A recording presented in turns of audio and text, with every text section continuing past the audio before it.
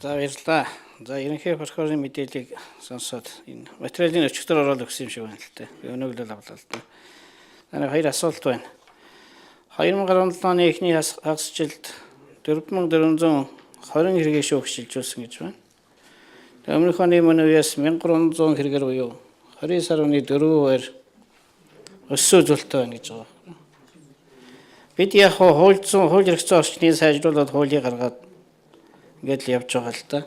Ер нь ямар хууль эрх зүйн орчин дутмаг байна? Тэр хуулийн их хурл цаг алдахгүй гаргаж байгаа. Хамгийн санаа зовж явдаг юм бол энэ хуулийн хэрэгжилт. Хуулийн хэрэгжилтэнд хяналт өгөх гэдэг ийм л асуудал байдаг. Шүүх цагдаа прокурор хууль хүчний байгууллагуудын ажиллах хүч дутагтаагүй. Ер нь гадуур яригч байгаа хүмүүсийн ярианд ч одоо иргэдийн бас одоо сүүлийн үед их айдастай болж байна л да. Бараг ах トゥ танил талтаа алуун тушаал өндөртөө ийм хэрэгүүд бол ер нь шийдэгдэхгүй.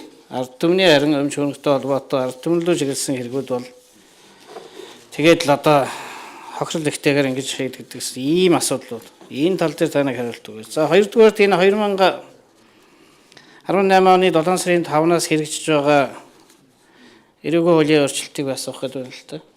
Энэ өсвөр 8-р зүйл буюу өсвөр насны хүүхдүүдийн хууль эрх зүйн орчныг дээрдүүлсэн ийм хуулийн өөрчлөлт орсон л доо. Тэгээ эрүүгийн хуулийн 1.9-ээрээ болохоор эрүүгийн хуулийг буцаан хэрэгжилж болно гэсэн ийм зүйл байгаа.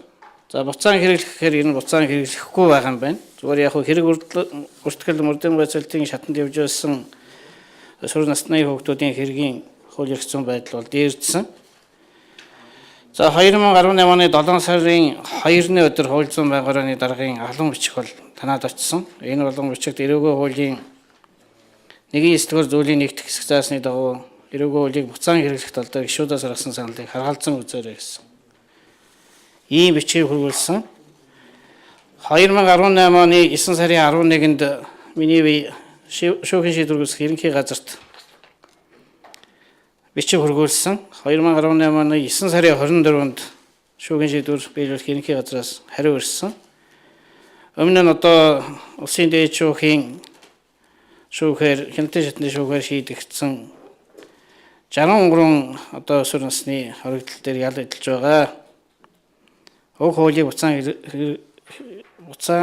хэрэгжүүлэх боломжгүй гэсэн энэ баян зөрөх дүргийн эрүүгийн анхан шатны шүүхийн ерөнхий шүүгч одон туулын одоо мэдээлэлтэй холбогдуулан ийм албан бичих өгсөн л доо. Энэ өсвөр насны хүүхдүүдийн хууль эрх зүйн байдлыг дээрдүүлээд байхад яагаад хуулийг буцааж хэрэгжүүлж болохгүй вэ? Энэ талаар тайлбар авмаар байна. За баярлалаа.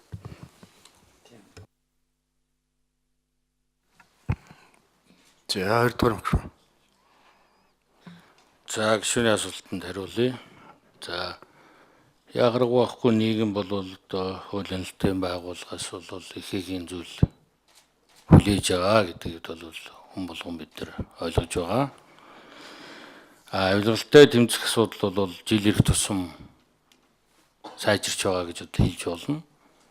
Миний мэдээлэлд одоо ийм тоо байгаа. 2016 онд авилгалын эсрэг эмт хэрэг одоо 235 шалгаж ирсэн бол 2017 онд 427 хэрэг шалгагдаж энэ оны 3 дугаар улирлын байдлаар 871 хэрэг мөрдөн байцаалтай ажиллагаа явуулж байна. Энэ нэг дахин нэмэгдэж байна гэсэн үг. Энэ ажиллагаа бол бас явагдаж байгаа гэдгийг бол одоо бас энэ тоо харуулж байгаа гэж ойлгож байна.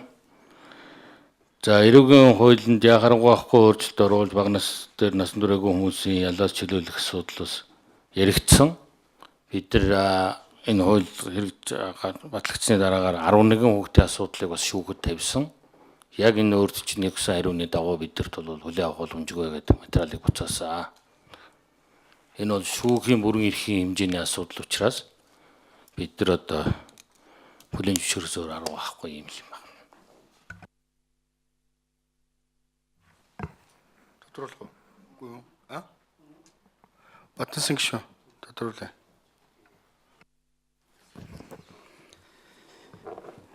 Би яг ийм л зүйлийг асуусан юм л та.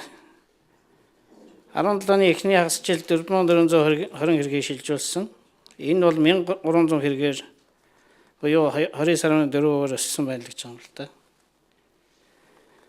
тэг хэргийн чинь тоо өсөд байдаг хуулийн хэрэгжилт нь хэр байна гэдгийг л асуугаад байгаа юм. За яг тэрэн дээр хариулт. Ер нь энэ хуулийн байгууллагын уялдаа холбооны асуудлыг одоо яг идэргэж байгаа энэ үндсэн хуулийн өөрчлөлтөө зохицуулж өөрчлөлмөр санагдаад байна. Яг тэгэхээр ер нь бол одоо хууль эрх зүйн ямар актын дээд хүчин чадалтай юм бэ гэдгийг бид ойлгох болсон. Үндсэн хуулийн цэцгийн гаргаж байгаа дүгнэлт нь одоо эрх зүйн дээд акт юм уу? Шүүхийн шийдвэрн дээд акт юм уу? Ер нь энэ тал дээр цаашдаа хуулийн байгууллагч гэсэн одоо санал санаачлах сайн гаргаж ажилламаар байгаа юм. Үндсэн хууль зөрчсөн бол үндсэн хуулийн одоо гаргаж байгаа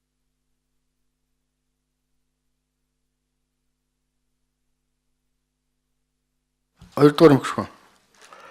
Шүүхэж шилжүүлсэн хэрэг нэмэгдэж байна гэдэг бол хуулийн байгууллагаас ажлаа тодорхойсоо хийж байна л гэсэн ийм ойлголт шүү.